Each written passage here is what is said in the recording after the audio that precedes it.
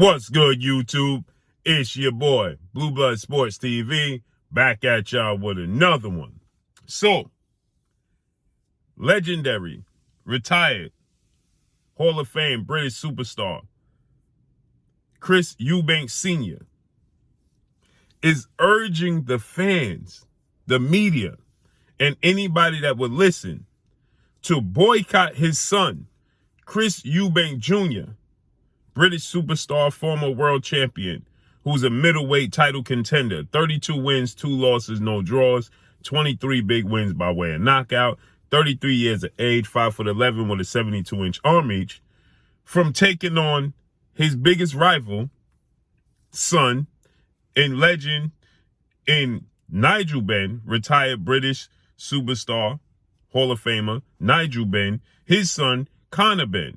Conor Benn is 21 wins, no losses, no draw, 14 wins by way of knockout, 26 years of age, 5'8" with a 71-inch arm reach. So with that said, they scheduled to face off next Saturday, okay? October 8th. No, this Saturday, October 8th, excuse me. And Chris Eubanks Sr., who's a legend in his own right, says that he's been around the sport of boxing for way too long. He's been in some traumatic fights. And Chris Eubanks Sr., okay, is saying that his son, this fight is at a catchweight at 157. Chris Eubanks Jr. normally fights at 160. He, at one point in time, even fought at 168. So Chris Eubanks Sr., 45 wins, 5 losses, 2 draws, 23 wins by way of knockout. One time in his career, he knocked out 5'10" with a 73-inch arm reach, okay? He fought Nigel Benn. That was his biggest rival, okay? Nigel Benn was his biggest rival, and he fought him back in 1993. He won, it was a draw, and so this was his biggest rival, right? He fought him twice. He won the first fight, 9th round TKO, okay? And so Chris Eubanks is urging the public, and he's citing, okay, that, brain injury is upon his son. Now, Nigel Benn finished his career 42 wins, 5 losses, 1 draw, 35 big wins by way of knockout. He himself was knocked out 4 times, 5'10" with a 73-inch arm reach, okay? And so he's urging that, his son not have this fight. And he's citing that, brain injury could be upon his son. He said at 33 years of age, again, this fight is at a catchweight, 157. Conor Benn fights at 147, okay? He's a welterweight. He's moving up 10 pounds, 157, and Chris Eubanks is moving down 3 pounds to 157 from 160. And so he's saying that brain injury, is a serious thing. And at a later stage, when you over 30 and you try and deplete your body to lose weight, this is when you run a high risk of suffering brain injury. And he's stating that, moving forward, okay, in life, it may not show up right now in this fight. It may not show up in 10 fights from now. He said, but moving forward, that it could have a serious effect on your career and on your life, right? And he's been in fights where,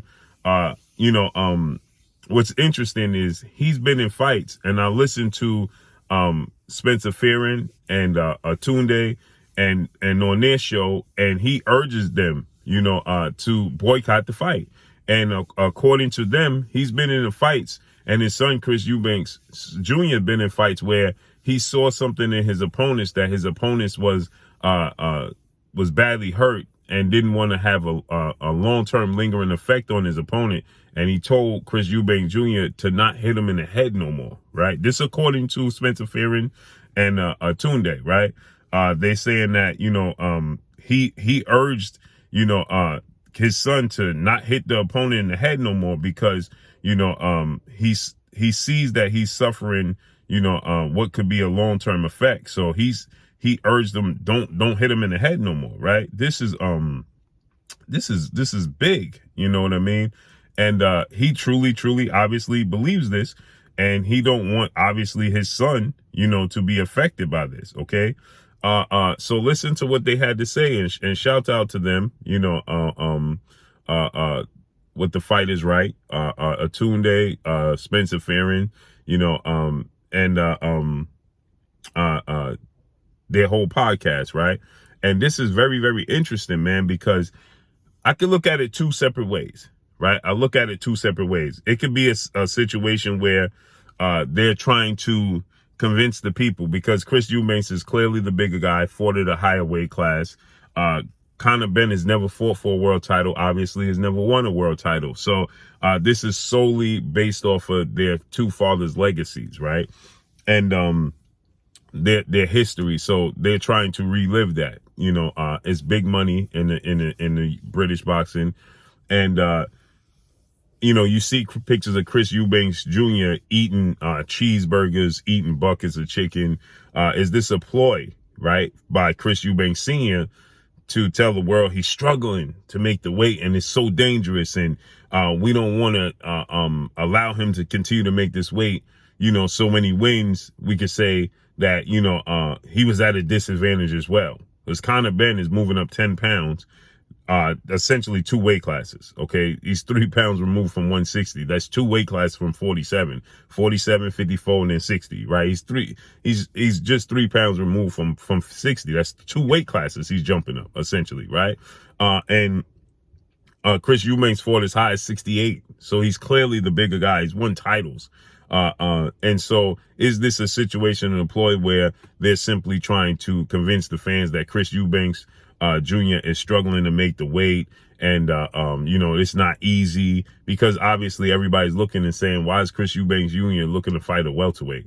Now, we understand the history, the storyline, and how big of a fight it is for namesake in the UK, but he should be looking to fight other middleweights that are world champions, like Jamal Charlo, Genovic, Triple G. These are the guys that he should be looking to fight, world champions, not looking to fight a welterweight, right? But listen to what they had to say, and shouts out to the Fight is Right with Spencer Farron and Atunde. And listen to this, man, because this was interesting. I didn't even know that this took place. And according to Spencer Farron, they also stating that Chris Eubanks Sr. was involved in a fight, which I wasn't aware of either. This educated me that his opponent was seriously hurt and suffered some long-term lingering effects, right?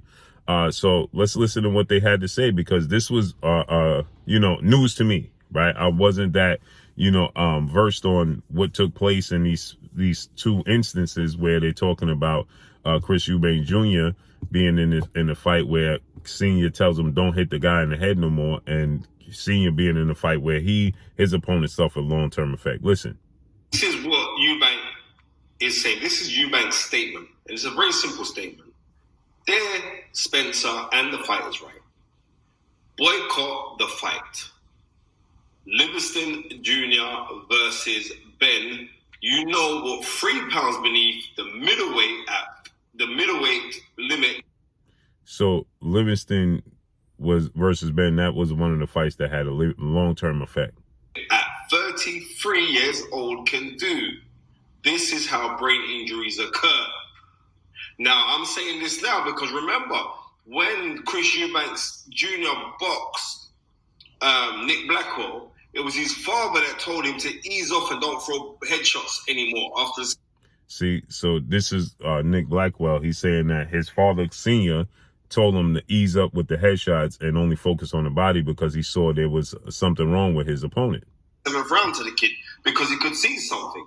Remember, famously in September of 1991, the tragic brain injuries that were sustained by Michael Watts at the hands of Chris Eubanks Sr. So see, Chris Eubanks Sr., he was involved in 1991 in a tragic situation where his opponent clearly lost his life, right? And his son was involved in a situation where he saw something was wrong, and he told him, listen, don't focus on his head no more, focus on the body. And so he's clearly well-versed in this area. He's a legend in the sport, and he is, concerned about his son, right? Again, is this a situation where they're using this to say, well, he's struggling to make the weight, so if he wins, you know, it wasn't easy for him, you know, he didn't have an advantage, or is he truly concerned? This is what Eubanks is saying. This is Eubanks' statement. And it's a very simple statement. There, Spencer and the fight is right. And shout out to Spencer Farron, Tunde, and the fight is right, man. And shout out to Johnny Nelson was on the panel as well. Boycott the fight. Livingston Jr. versus Benn. You know what? 3 pounds beneath the middleweight limit at 33 years old. Remember, he fighting at 157. The middleweight limit is 160. So at 33 years of age, he's going down 3 pounds. That's his big concern, because you're taking fluid off the brain. And when the fluid is off the brain and it's dried up, that's where you suffer brain injuries. Can do. This is how brain injuries occur. Now, I'm saying this now because remember, when Chris Eubanks Jr. boxed Nick Blackwell, it was his father that told him to ease off and don't throw headshots anymore after the 7th round to the kid, because he could see something. Remember, famously... So after the 7th round, he saw something that wasn't right, and he told Chris Eubanks Jr. to ease up and only throw body shots, so he didn't want to seriously hurt his opponent. So this seems like, it seems like when he's stating this, making a statement of his fight in 1991, this has always been, it's stuck with him, period, as it should. In September of 1991, the tragic brain injuries that were sustained by Michael Watts at the hands of Chris Eubanks Sr.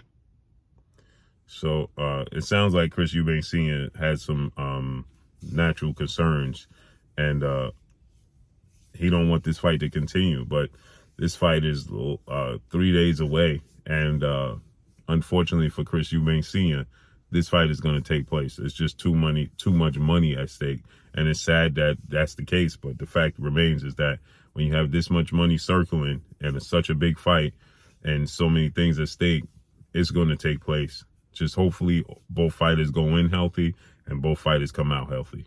So let's see how this unfolds and plays out. But that's all I got for y'all. Make sure you hit the like button. Drop a comment in the comment section. Let me know what y'all think. Y'all already know what it is. It's your boy Blue Blood Sports TV. Hate, like, comment, and subscribe. You haven't subscribed, hit the subscribe button, hit the like button, hit the bell icon to get all the new notifications. Follow me on Instagram at Blue Blood Sports TV, all one word. Y'all already know what it is. Shout out to the entire LDBC. Shout out to Black Media Row. Make sure you like and share these videos. That's all I got for y'all. Peace.